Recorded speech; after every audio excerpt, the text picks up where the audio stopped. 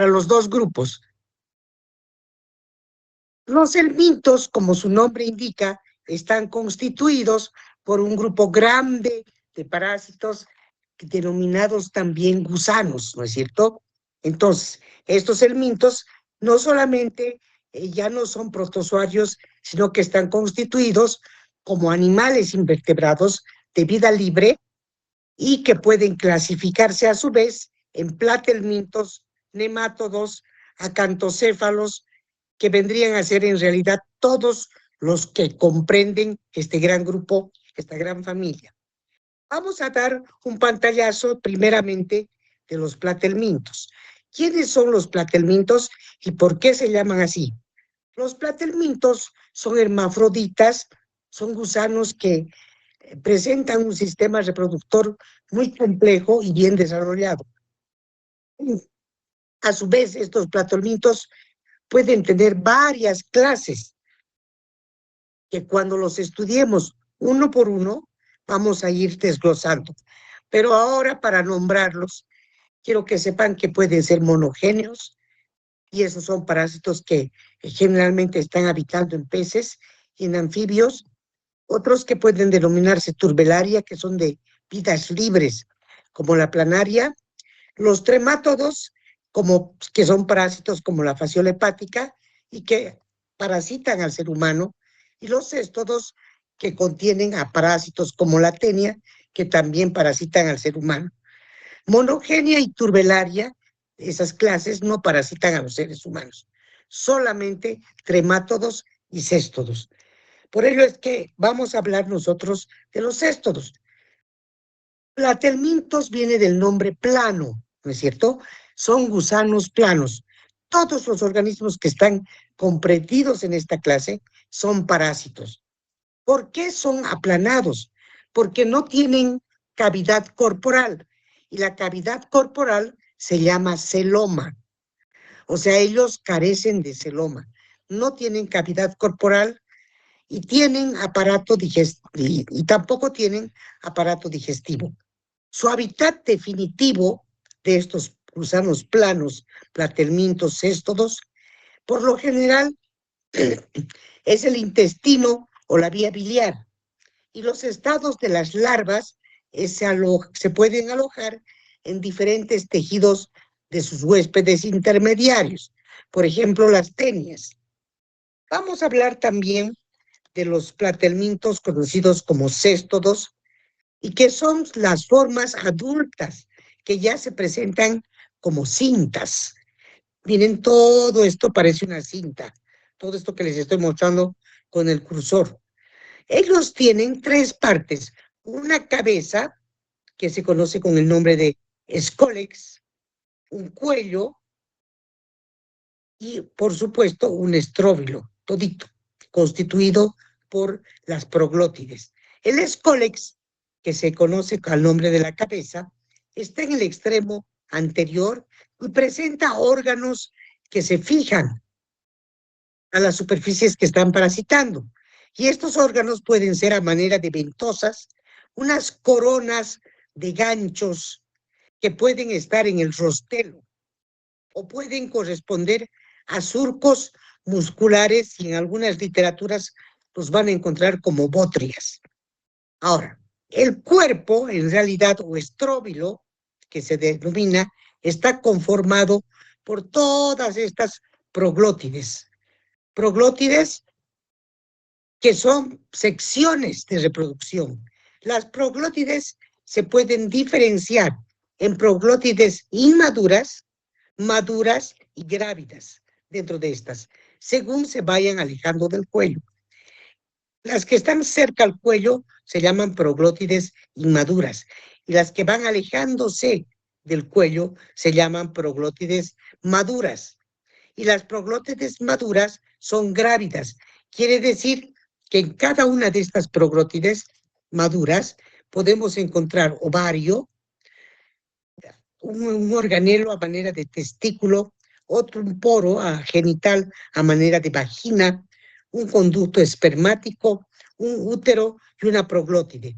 Esa es la característica de estos gusanos planos conocidos como céstodos. También tenemos dentro de estos grandes elementos a los nemátodos. ¿Quiénes serán los nemátodos? Los nemátodos ya no son gusanos planos, son gusanos redondos, redondos. Por lo general los nemátodos son incoloros, son transparentes y presentan la forma fusiforme o alargado. Los nemátodos son gusanos redondos que tienen un cuerpo alargado, cilíndrico y no segmentado. Tiene simetría bilateral, quiere decir que un lado es igual al otro. Con frecuencia, el macho tiene un extremo curvado posterior a manera de helicoide o helicoidal. Y en este extremo que es curvado, presenta espículas copulatorias. Y en algunas especies, también una bolsa caudal que se denomina bursa. ¿Quiénes son nemátodos? ¿Quiénes los más importantes que pertenecen a los nemátodos? Son los anquilostomas, como el anquilostoma duodenalis, el anquilostoma estercolaris, los ascaris, como el ascaris lumbricoides, los estrongiloides y las triquinas, como Trichinella spiralis. Todos esos son gusanos redondos. Quiero decir que son nemátodos. Bien, ahora bien, los nemátodos durante su ciclo vital se puede encontrar, tienen dos tipos de vida. Un ciclo directo, donde sus formas preparasitarias se encuentran libres en el medio ambiente y su desarrollo es dentro del huevo o al salir del huevo. Y el ciclo indirecto es cuando las larvas infectivas se pueden desarrollar hasta la etapa infectiva en el interior del huésped intermediario, con la intermediación de otros huéspedes que a veces no son los mismos. Nosotros vamos a comenzar nuestro estudio con el primer gusano, que vamos a verlo en esta clase. La siguiente clase, con ambos grupos ya, cada grupo en su respectivo sitio, sin tener que acudir ni al Teams ni al Meet, vamos a poder hablar de los siguientes gusanos. Hoy vamos a hablar de ascariasis o ascaridiosis, que es así como se conoce la infección producida por los ascaris, por los gusanos redondos más comunes que parasitan al ser humano. Los ascaris, conocidos también como agentes causales de geohelminthiasis, se los denomina así porque habitan generalmente, este es un helminto, cuyos huevos caen al suelo. Se habrán fijado que aquí ya no estoy hablando de trofozoitos, ni estoy hablando de quistes. Estamos ya en gusanos. Y los gusanos son como redondos, tienen en realidad huevos y larvas. Entonces, ¿qué es la ascaridiasis? Es la infección por el ascaris lumbricoides. Ascaris lumbricoides. Presenta una gran importancia clínica y son los que generalmente causan desnutrición en los niños cuando entran a parasitar a los niños de pequeña edad. Los cuadros clínicos van a variar desde asintomáticos hasta intestinales o a veces con complicaciones inclusive extraintestinales. Si quiero ubicar taxonómicamente a las ascaris lumbricoides, voy a ver que el reino es Animalia, el filum es Nematoda, la clase es Cercenentea, el orden Ascaridida, la familia Ascarididae y el género, que voy a exigir que ustedes sepan, es Ascaris y la especie Lumbricoides. Ya saben, está de más recalcarles, he estado revisando ya las tareas que han ido escribiendo, están muy buenas. Ascaris lumbricoides, como ven en cursiva. Bien, ¿qué sabemos de estos ascaris? Si recordamos o leemos un poco de la historia de estos ascaris ya se detectaron desde la época de los egipcios. Muchísimos siglos antes de Cristo, inclusive, ya estos gusanos redondos fueron mencionados por observadores como Hipócrates, Aristóteles, por ejemplo. En el año 1863, de donde ya tenemos datos, Edward Tyson, que era un británico, lo comparó con una lombriz de tierra en sus primeras observaciones.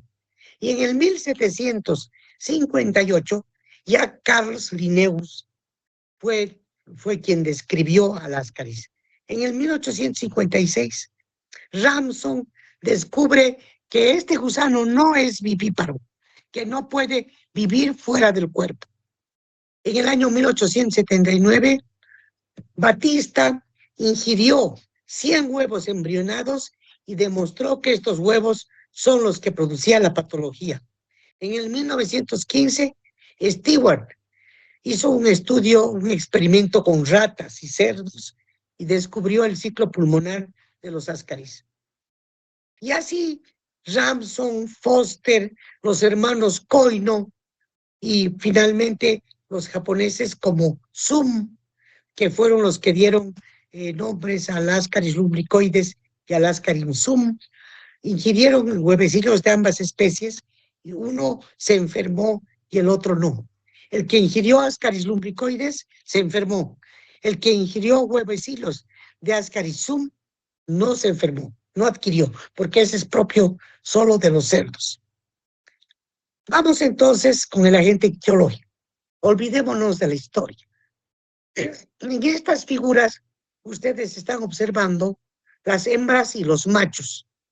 Tienen que saber que todos estos gusanos, los machos son mucho más pequeños que las hembras.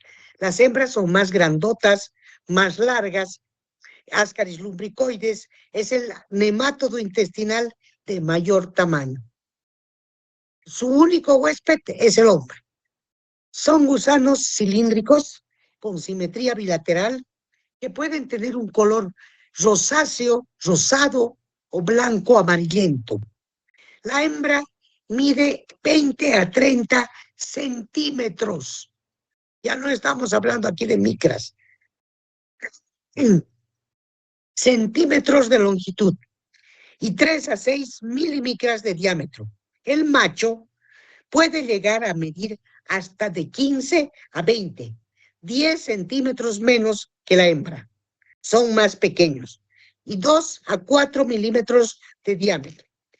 El agente etiológico, entonces, conocido como ascari y agente causal de la ascariasis o ascaridiasis, presenta un extremo posterior en la hembra que termina en forma recta, este extremo. Termina en forma recta. Y en el macho, el extremo presenta una curvatura, esta pequeña curvatura en el macho, que tiene o indica que tiene 2 espículas copulatrices. 1 y 2, acá. Miren, 1 y 2. Entonces, esas son las espículas copulatrices. Ambos, tanto hembras como machos, poseen un aparato reproductor muy desarrollado.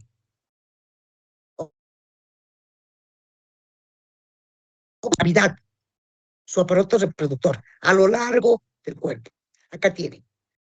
Bien, la hembra presenta 2 ovarios acá, ovarios filiformes que rodean al intestino, con 2 oviductos, con 2 úteros, que se unen y continúan con la llamada vulva o vagina.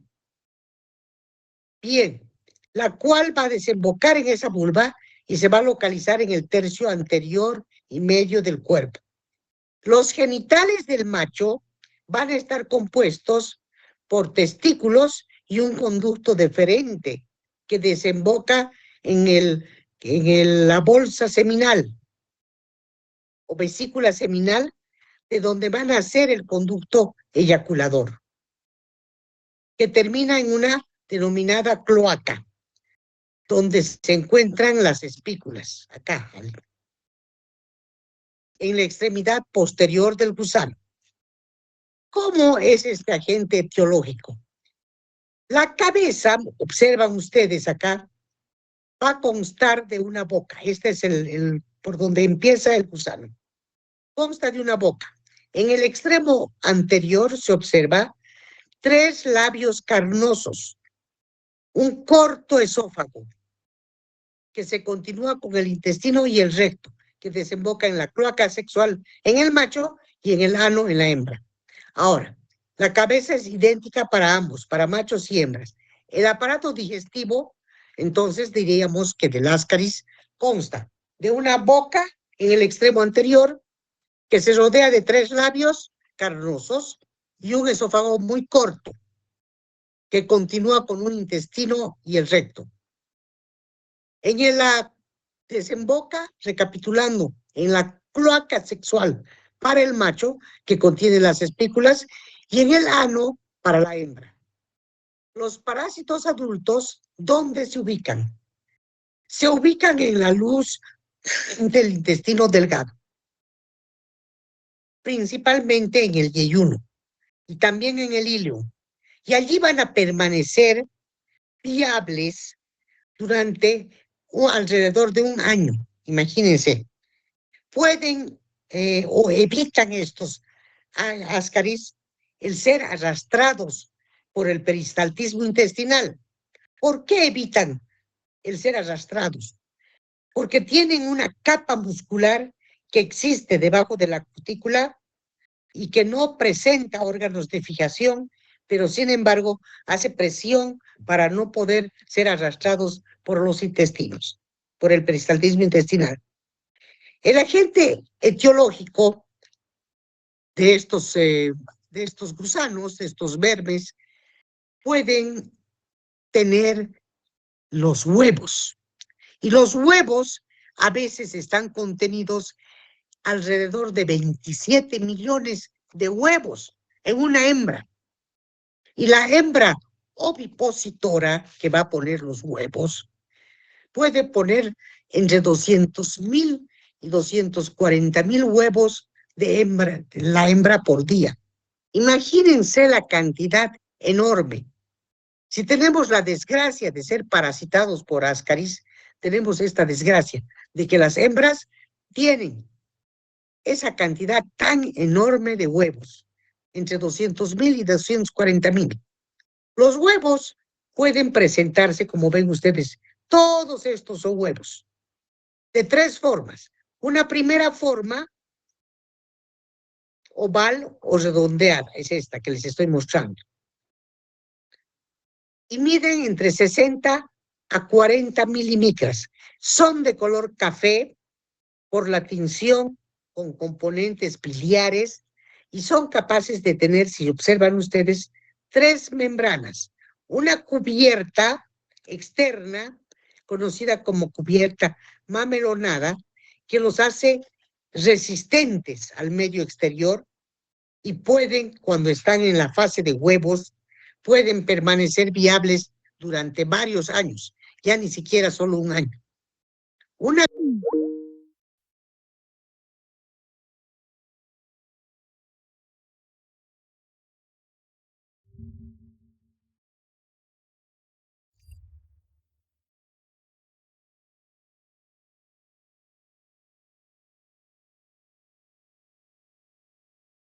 dándoles acá, son infértiles, estos que están acá.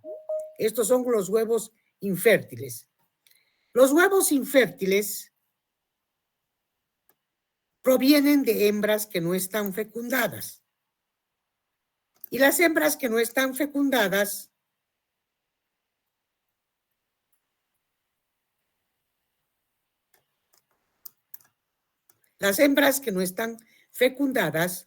en realidad pueden tener una sola membrana. Por eso es que son más alargados y pueden medir entre 80 y 95 milímetros. Ahora también, a veces cuando hacemos análisis en el laboratorio y los observamos en el microscopio, podemos encontrar estos últimos que les estoy mostrando acá, que se conocen como huevos decorticados. ¿Por qué? Porque han perdido su corteza mamelonada.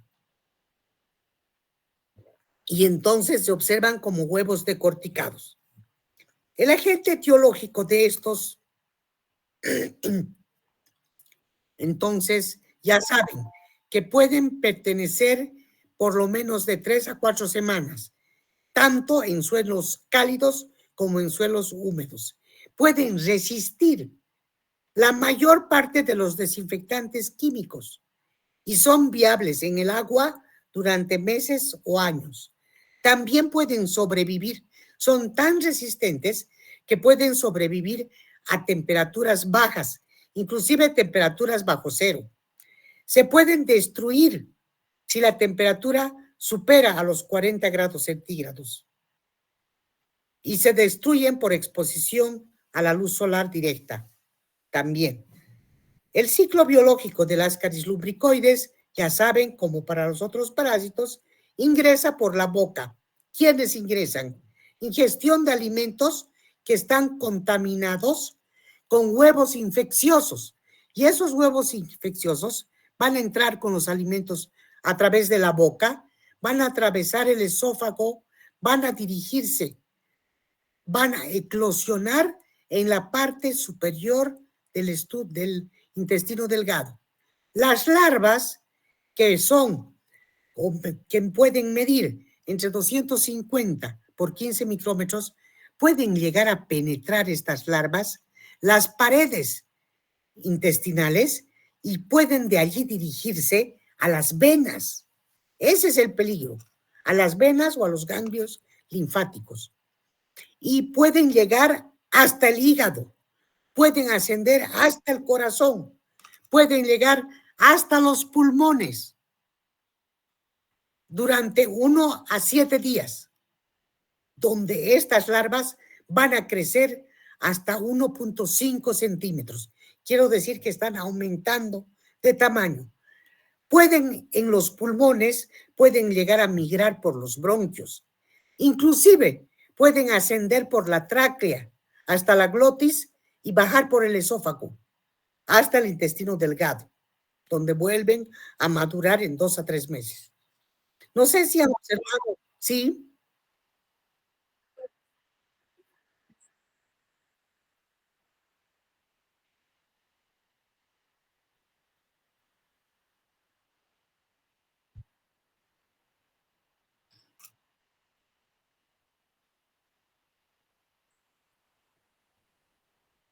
A ver, voy a ver. A ver, voy. Quiere decir que es con tiempo. Yo también estoy usando por primera vez, le soy sincera, esta plataforma. Yo creo que vamos a dejar acá nuestro avance en el ciclo biológico iniciando y ya cada quien, porque ya es suficiente lo que hemos avanzado, cada quien a partir del ciclo biológico en sus respectivos grupos vamos a continuar la siguiente clase. ¿Qué les parece? Mejor, ¿no es cierto? Sí, porque yo tampoco estoy muy al tanto de las bondades del Teams, pero prometo estudiar. Lo tomé porque decía que servía hasta para 300 alumnos, pero parece que no era tan cierto, porque solamente ha llegado a 100 y ha parado, ¿no es cierto? Y he tenido que abrir la otra. Y como no soy tan experta, ahí lo dejaremos. ¿Qué les parece? Sí, está bien, doctora. Buen día. Buenos días. Entonces, el ciclo biológico del Ascaris todavía no lo hemos visto. Hasta allí hemos avanzado. Bien. No. Hasta luego, muchachos. Gracias por la comprensión. Hasta luego. Hasta luego, doctora. Hasta luego.